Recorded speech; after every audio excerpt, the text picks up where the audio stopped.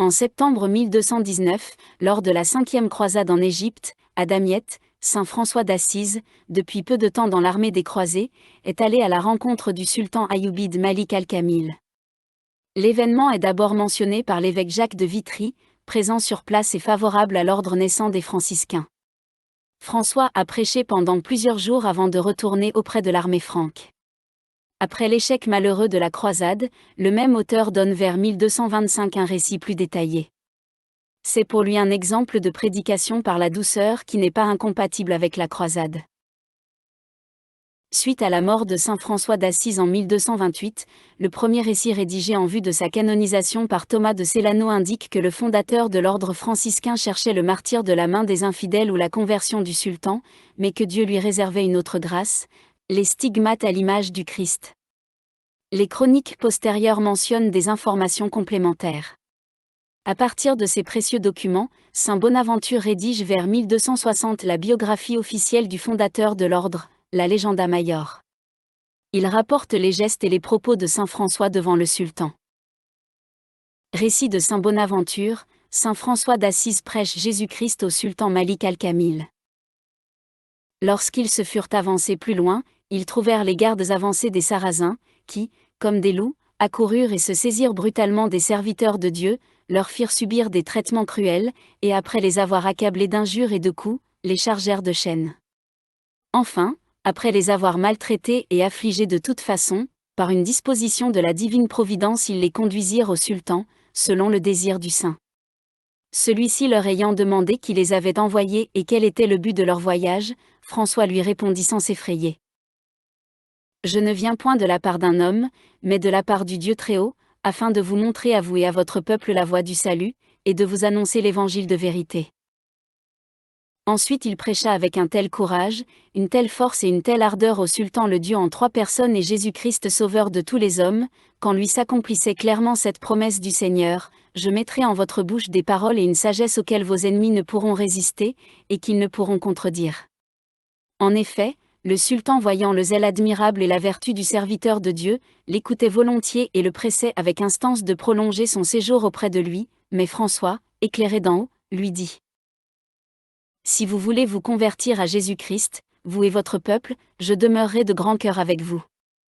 Mais si vous hésitez à abandonner la loi de Mahomet pour la foi du Sauveur, faites allumer un grand feu, je le traverserai avec vos prêtres, et vous serez à même de juger alors quelle est la croyance la plus certaine et la plus sainte, et celle qui mérite l'adhésion de vos cœurs. Je ne pense pas, répondit le sultan, qu'aucun de nos prêtres consentit pour la défense de sa foi à s'exposer au feu ou à subir quelque autre genre de tourment. En effet, il avait vu un de ses prêtres, homme de zèle et déjà avancé en âge, prendre la fuite, en entendant les propositions de François. Alors le saint ajouta : si vous voulez me promettre pour vous et pour votre peuple d'embrasser la foi de Jésus-Christ dans le cas où je sortirai sain et sauf du milieu des flammes, je les traverserai seul. Si le feu me fait sentir ses ardeurs, vous l'attribuerez à mes péchés, mais si la puissance du Seigneur me protège, vous reconnaîtrez que le Christ est la vertu et la sagesse de Dieu, qu'il est le Dieu véritable et le Sauveur de tous les hommes. Le sultan déclara qu'il n'osait accepter une telle proposition dans la crainte de voir son peuple se soulever. Cependant il lui offrit des présents considérables et d'un grand prix. L'homme de Dieu, plein de mépris pour les choses de ce monde, et avide seulement du salut des âmes, méprisa tout cela comme de la boue. Mais ce refus, qui montrait en lui un si parfait contempteur des biens terrestres, lui gagna encore davantage l'affection du sultan, et quoiqu'il ne voulût ou n'osât embrasser la foi chrétienne, il supplia cependant le saint d'accepter ses dons afin de les distribuer pour son salut aux pauvres chrétiens ou aux églises. François, qui avait en horreur de porter le fardeau des richesses et ne voyait d'ailleurs aucun sentiment de vraie piété dans l'âme du sultan, n'acquiesça en aucune façon à ce qu'il souhaitait. Ensuite, reconnaissant qu'il n'aurait aucun succès auprès de cette nation et qu'il ne pouvait obtenir l'objet de ses désirs, averti par une révélation du ciel, il revint en Europe. Une version plus tardive de ce récit indique que des successeurs de saint François reviennent trouver le sultan à sa demande et qu'ils le baptisèrent en secret parce qu'il a peur de la réaction de son peuple. La promesse de saint François. Les Fioretti de saint François complètent le récit de saint Bonaventure, À la fin de son séjour, saint François, voyant qu'il ne pourrait faire plus de fruit dans ces régions, se disposa, par révélation divine, à retourner parmi les fidèles avec tous ses compagnons, et les ayant réunis tous ensemble, il retourna vers le sultan et prit congé de lui.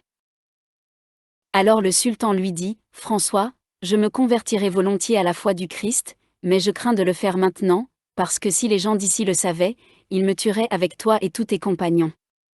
Et comme tu peux faire encore beaucoup de bien, et que j'ai à expédier certaines affaires de très grande importance, je ne veux pas maintenant pousser à ta mort et à la mienne, mais enseigne-moi pour que je puisse me sauver et je suis prêt à faire ce que tu m'imposeras. » Saint François dit alors, « Sultan, je vais maintenant vous quitter, mais ensuite quand je serai retourné dans mon pays, et que je serai allé au ciel par la grâce de Dieu, après ma mort, je vous enverrai, selon qu'il plaira à Dieu, 2 de mes frères de qui vous recevrez le baptême du Christ et vous serez sauvés, comme me l'a révélé mon Seigneur Jésus-Christ. Pendant ce temps, dégagez-vous de tout embarras, afin que, quand viendra à vous la grâce de Dieu, elle vous trouve préparés à la foi et à la dévotion. » Le sultan promit. Cela fait, saint François s'en retourna avec le vénérable collège de ses 5 compagnons et quelques années plus tard saint François, par la mort corporelle, rendit son âme à Dieu. Et le sultan, étant tombé malade, attendit la promesse de saint François et fit mettre des gardes à certains passages, ordonnant que si 2 frères, en habit de saint François, venaient à s'y montrer, ils fussent de suite menés vers lui.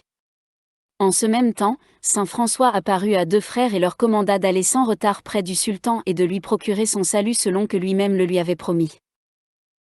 Les frères se mirent à l'instant même en chemin, et passant la mer, ils furent par les 10 gardes menés près du sultan.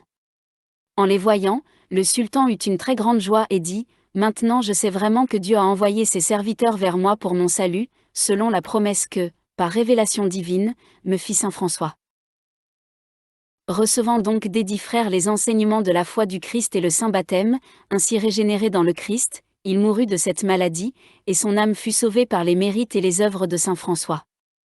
Fioretti, ch. 24.